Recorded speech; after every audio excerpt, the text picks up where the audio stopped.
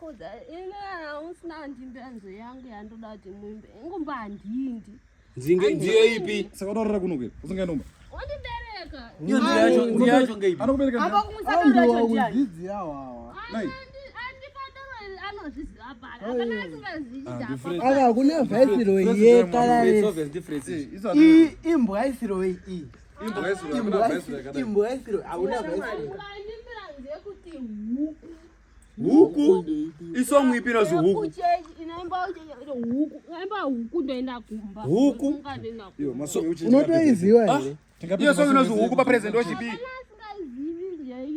ba president worship huku road run brere i huku yacho huku ndikaimba mobvumira huku honi unosha Misa ndio huku yacho chuya tikuperekedze chisunga tenti nyamamba kupresident mweziva iyoyo inoti aniko yogara chirudzi ichocho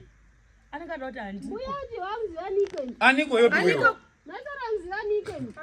tochizire wewe kama dana mziva nikeni tatavura kuti ndipi President